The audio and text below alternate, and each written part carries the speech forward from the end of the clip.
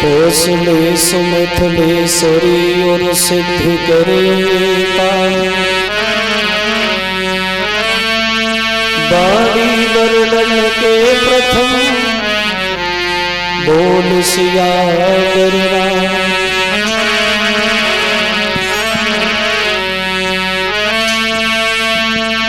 अपने अपने घर की सब पाहु को पीर, तुम्हें पीर सब घर की सुधन्य धन्य रघुवीर।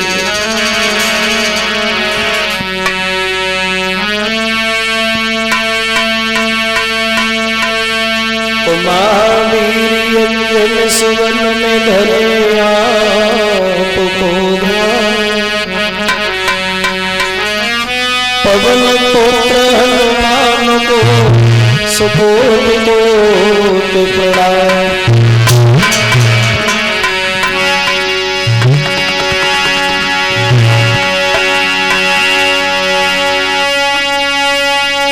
तो श्री राधा माधव तुम्हें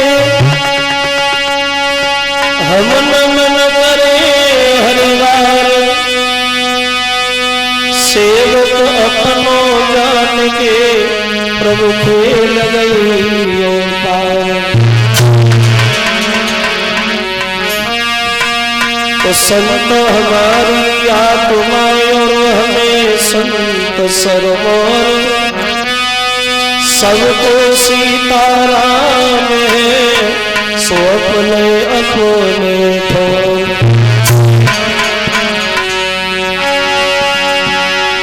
मात हमारी सरस्वती मैं चरणों का दास, सेवक अपनो जान के मां करो हृदय में वास।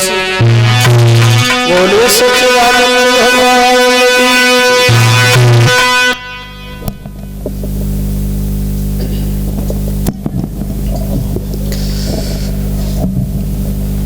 आदरणीय सभा में उपस्थित हमारे सभी श्रोता बंधु,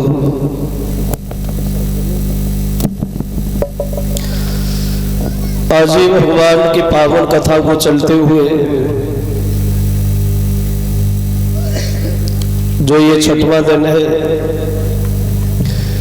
भगवान की पावन कथा श्रवण कराते हुए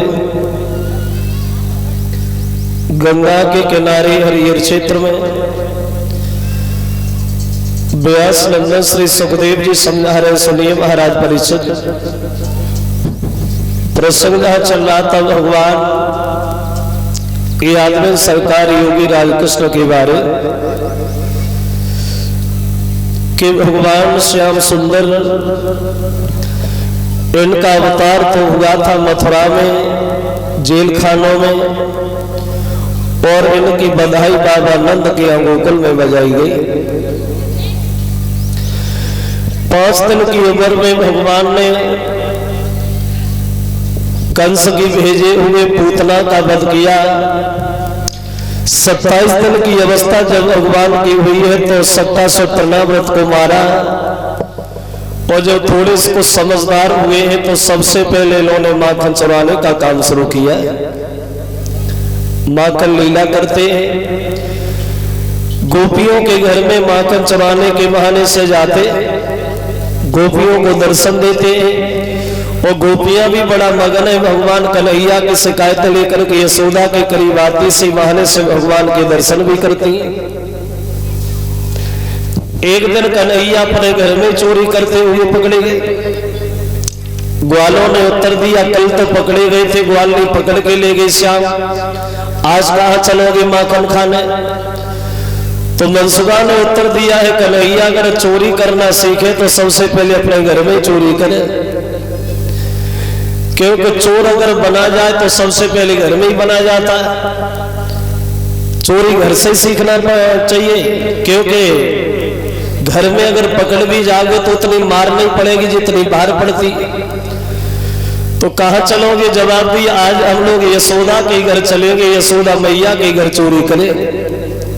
अब सलाह मिलाई, ग्वालों को साथ लिया, भगवान चले अपने ही घर चोरी करने। तो देखा है मैया यशोदा घर पे नहीं है, तो उन्होंने आगे बढ़े, दही की गागर को उठाया, जमीन में मार दिया, गागर फूट गई, माखन फैल गया, सब लोग खाने लगे।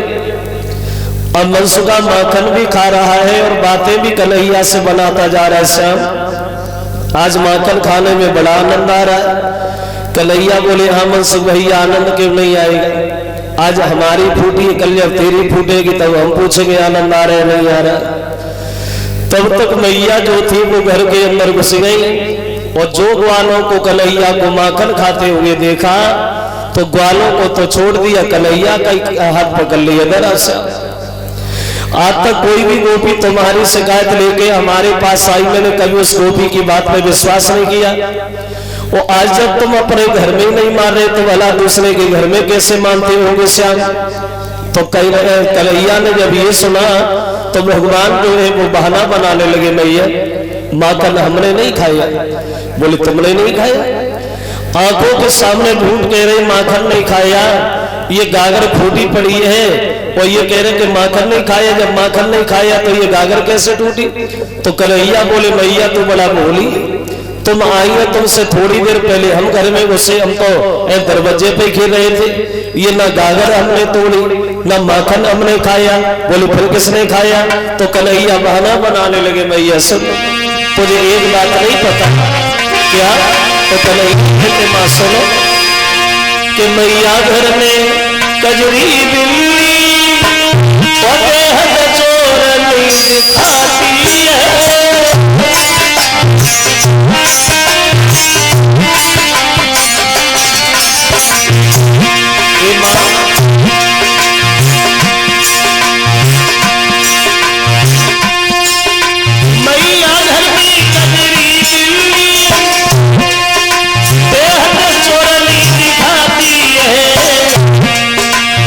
बर्तन तोड़ गिराती है, तू मेरो नाम लगाती है।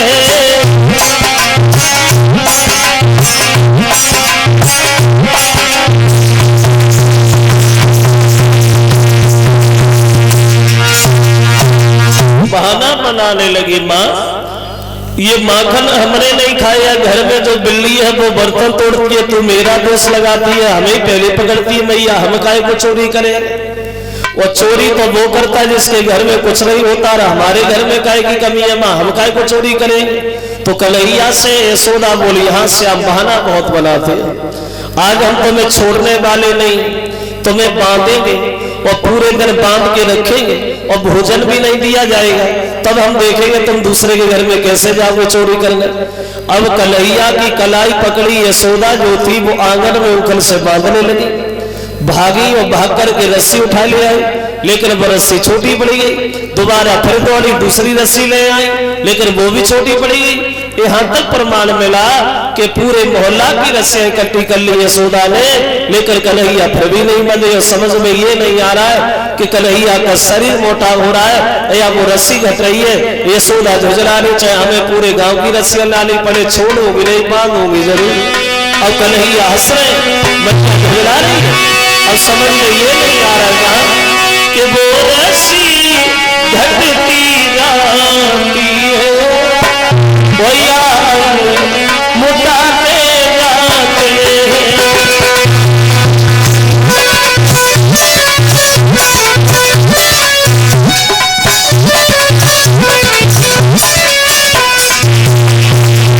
समझ में ये नहीं आ रहा है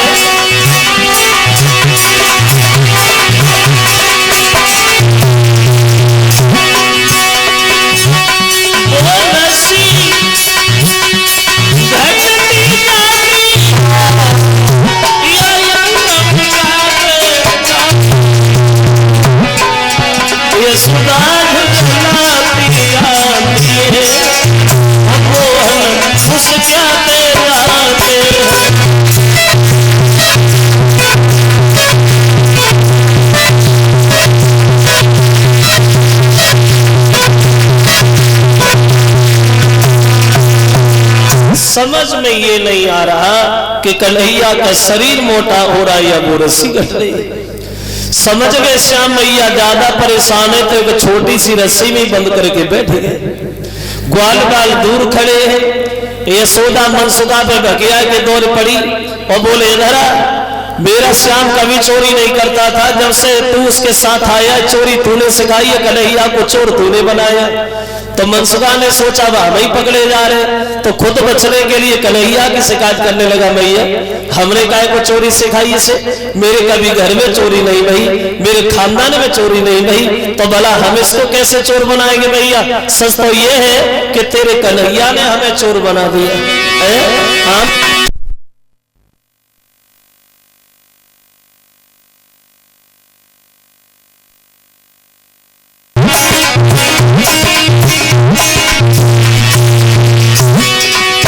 कन्हैया की शिकायत करने का मनसुखा और बोला भैया सुनो, तुम्हें नहीं मालूम मैया मेरा गिरधारी नित चोरी करता है,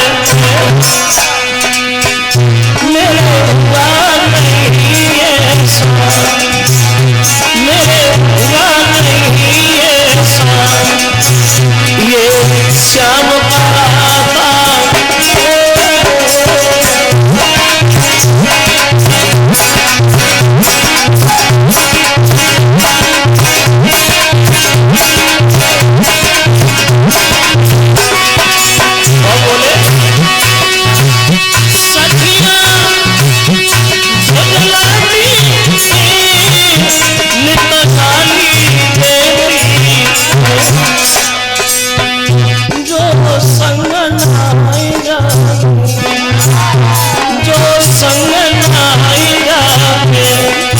तो ये गुस्सा हुई जाता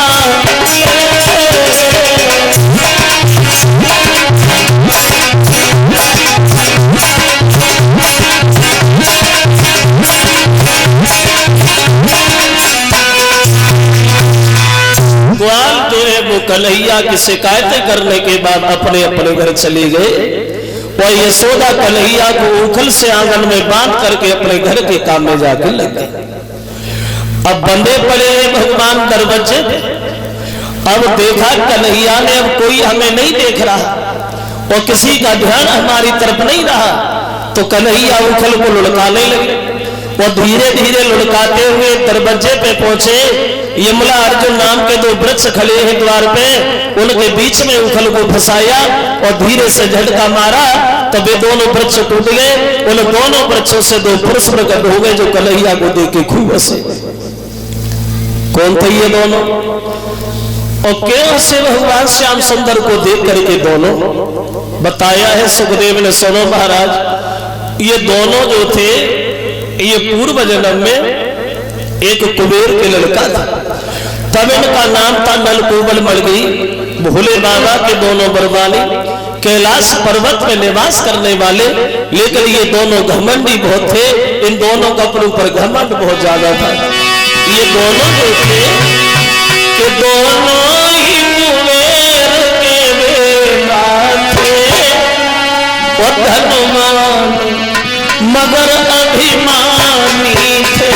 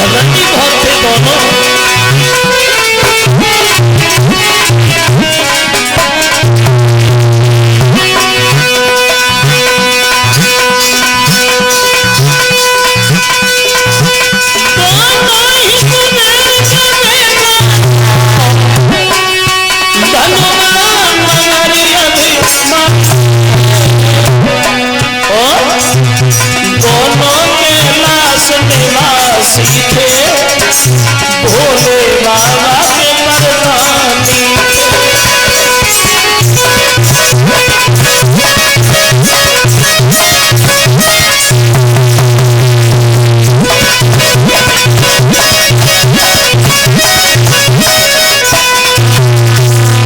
दोनों को वीर के लड़का, लेकिन दोनों को अपने ऊपर घमंड बहुत ज्यादा था। ये दोनों घमंडी बहुत थे। एक दिन दोनों ने मदरा पान किया, शराब पी, और इतनी शराब पी जो नशा हो गया। जब नशा हो गया तो दोनों की बुद्धि खराब हो गई। और देखो, वैसे शराब और बुद्धि में कभी नहीं बनी। शराब और ये बुद्धि दोनों इकट्ठे कभी नहीं रहे। शराब अंदर और बुद्धि बाहर। जब दोनों ने शराब पी तो नशा हो गया। तो शराब के नशा में दोनों घमंडी न समझ पाए, अपनी पत्नियों से बोले कि चलो आज स्नान करेंगे, नहाएंगे, चलो। अब सरोवर के किनारे पहुंचे, जवाब दिया नहाएंगे तो, लेकिन हम लोग ऐसे नहीं नहाएंगे। कैसे नहाएंगे? तो दोनों शराब के नशा में अपनी पत्नियों से बोले कि वस्त्र उतारो मेरी प्यारी, वो आज नंगे हुई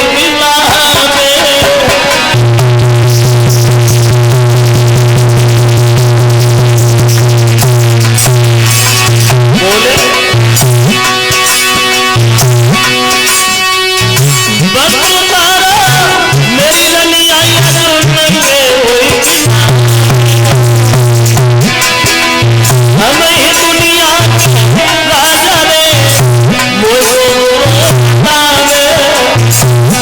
आज हम लोग बिल्कुल नग्नहीन होके नहाएंगे, वस्त्रहीन होके नहाएंगे।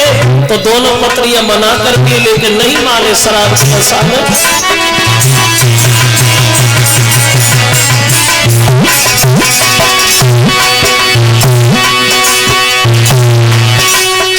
महाराज बनी जब करी नहीं बोलो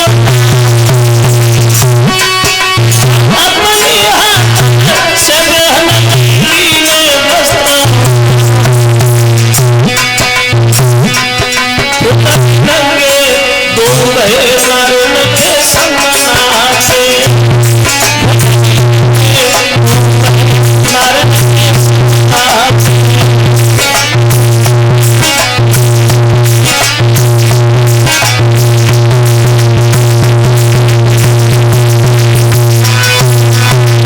अपने हाथों से वस्त्र उतारे और उसी सरोवर में बिल्कुल नग्नहीन होकर के नहाने लगे। अकस्मात देवर्षि नारद निकलते हुए उधर से गए हैं तो दोनों पत्नियां भागी अपने कपड़ा पहने, लेकिन वे दोनों घमंडी नंगे ही खड़े रहे पानी।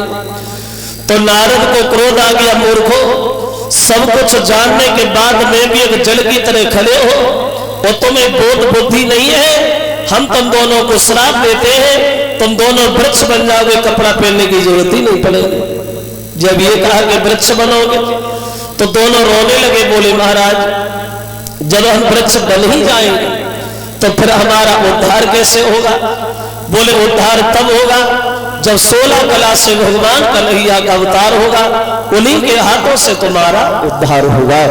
तो ये वही थे दोनों जो भगवान की विनती करते हैं, वो अंत में ये परम धाम के लिए जाते हैं। अब क्या होगा? अब इधर नंद बाबा ने ये देखा है ना तो कोई तेज हवा आंधी आई, लेकिन बिना से टूट गए। कन्हैया का जब से जन्म हुआ है इस गोकुल में, तब से कोई ना कोई नए दिन उपद्रव घटना घटती रहती। अगर ये वृक्ष कहीं धोखा से कन्हैया के ऊपर गिर जाते तो क्या होता? अब ये जगह हम लोगों के लिए रहने के लिए ठीक नहीं, अशुभ है। तो सबसे सलाह मिलाई और उस गोकुल का त्याग कर दिया। एक तुलसी का वन है जिसे वृंदावन कहते हैं, उस वृंदावन में जाकर के सब लोग बड़े सुंदर सुंदर महल बना के रोने लगे। अब देखिए, इधर तो वृंदावन को आबाद कर दिया, गोकुल का त्याग कर दिया। सब यादव जब वृंदावन में निवास कर गए तो एक दिन भगवान श्याम सुंदर जो है वो अपनी माँ की गोद में बैठ करके पूछने लगे, हे माँ एक बात बता, गांव के जितने भी लोग गो ये सुबह सुबह गायों को छोड़ करके चले जाते हैं वन में चराने। पता नहीं भैया बलराम भी जाते, हमें क्यों नहीं ले जाते माँ? तो यशोदा कहने लगी, श्याम अभी तुम छोटे हो और गाय चराने के योग्य नहीं हो, और फिर हमारी गायों का ठेका है, तुम कहां जाओगे श्याम? तो कन्हैया जिद ठान गए, मैया मैं तो जाऊंगा। भैया बलराम से कहो हमें भी साथ लिए जाए। तो यशोदा बोली, अगर जाना चाहते हो कन्हैया तो चले तो जा।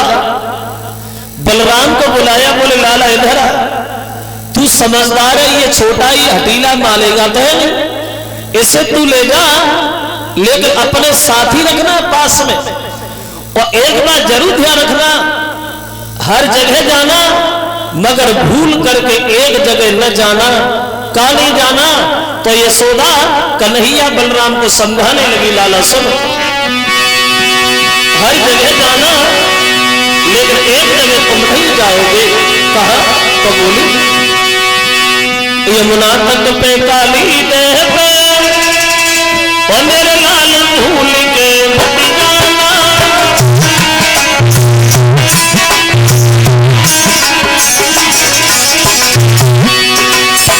ये घनश्याम यमुना नदी की जो काली देह है वहां नहीं जाओ, क्योंकि काली अनाथ वहां रहता है। यमुना का पानी विषैला हो गया। और बोले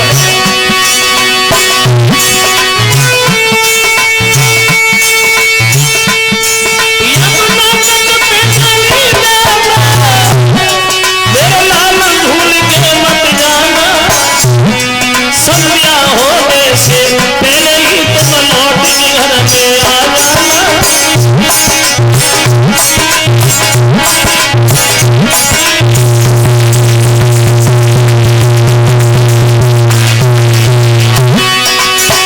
काली देह पे नहीं जाओगे श्याम, क्योंकि काली अनाथ में रहता है।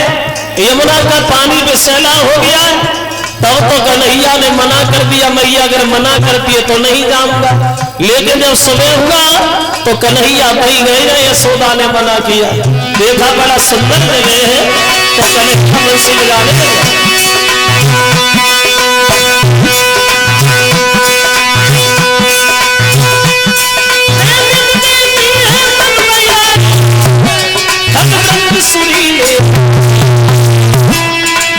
घर घर के अधरों पे मुरली की तान सुनाते हैं।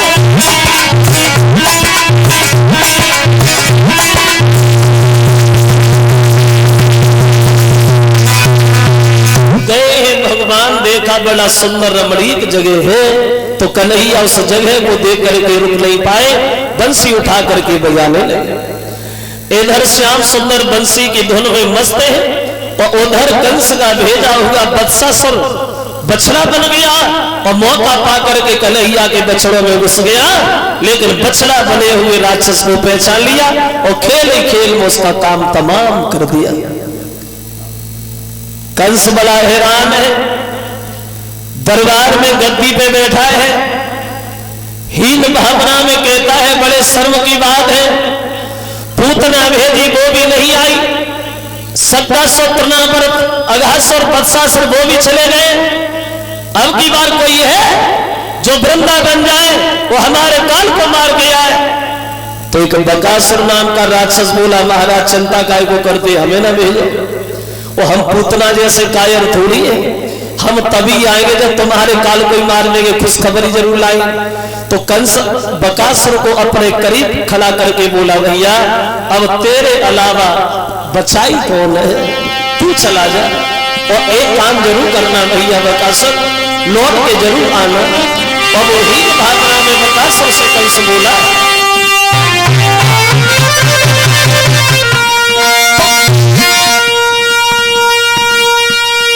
तो बोला भैया दिन बदल गया, तो अब रहा न कोई चारा है, और इस जीवन को इन प्राणों को तेरा ही सिर्फ सहारा है।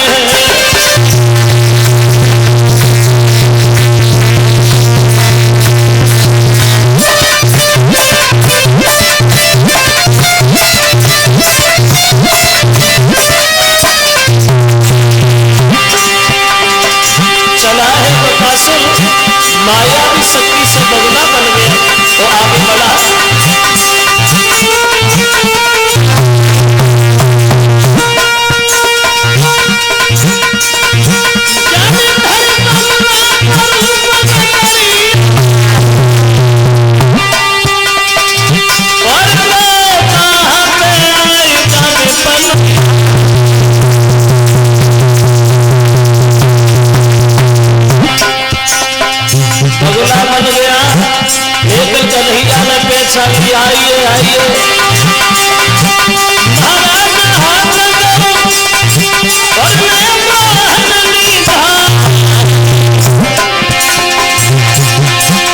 और सोच पकड़ की बीच बता सुना सो बीच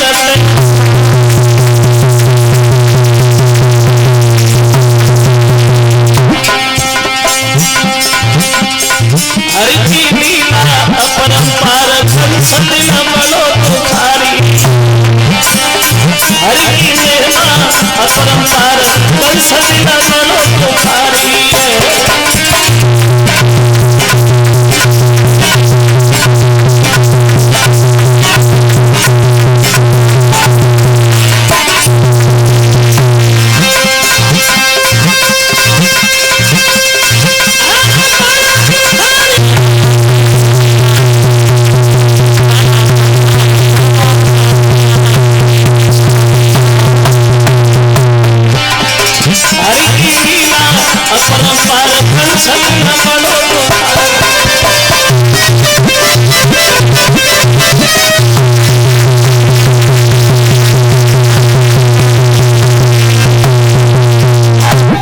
बकासुर बगुला बन के गया लेकिन खेल ही खेल में उसका काम तमाम कर दिया।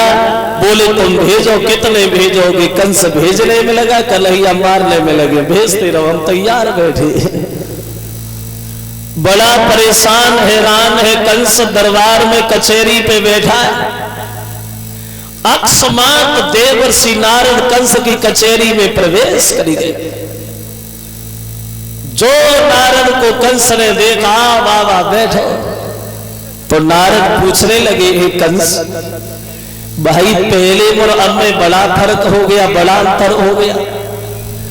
पहले हमेशा मुस्कुराते रहते थे, अब तो दिन प्रतिदिन कमजोर होते चले जा रहे हो। अरे कोई बीमारी है तो किसी वैद्य से दवा कराओ, नहीं तो मर जाओगे। वो किसी दुश्मन का भय दिल में सता रहा है तो तुम्हारे पास तो बड़े बड़े बहादुर, किसी को भेज दो, मरवा दो।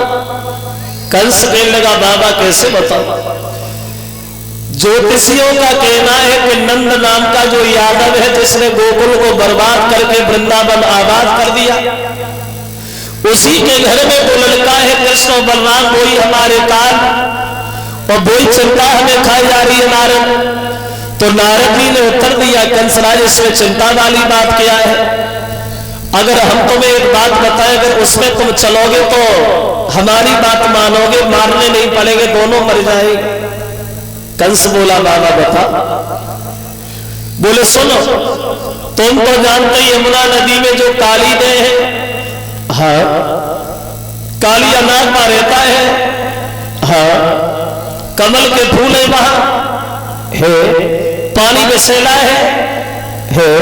तो एक काम करो, तुम कमल के फूल मंगवाओ, वे दोनों मारने नहीं पड़ेंगे, खुद ही मर जाए। कंस कहने लगा, बाबा आपकी बात हम समझ नहीं पा रहे, कहना क्या चाहते हो? बोले सुनो, वो इतने बड़े शैतान है जो किसी की बात नहीं मानते, और जब वे फूल तोड़ने जाएंगे तो नारद जी बोले, कंसराज सुनो कि वो फूल तोड़ने जाना और काल के गाल में जाना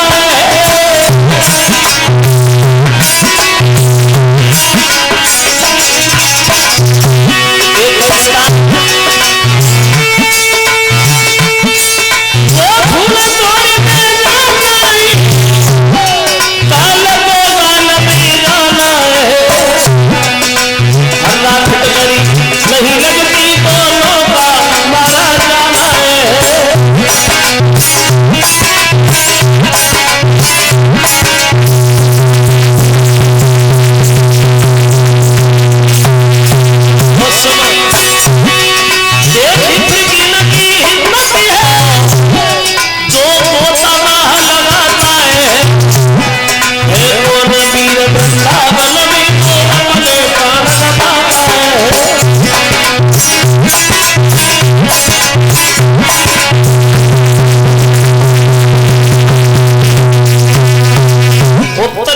नारद ने कंस सुनो, वो इतने बड़े शैतान है जो किसी की बात नहीं मानते, जब फूल तोड़ने जाएंगे तो काली अना के जहर से दोनों ढेर हो जाएंगे।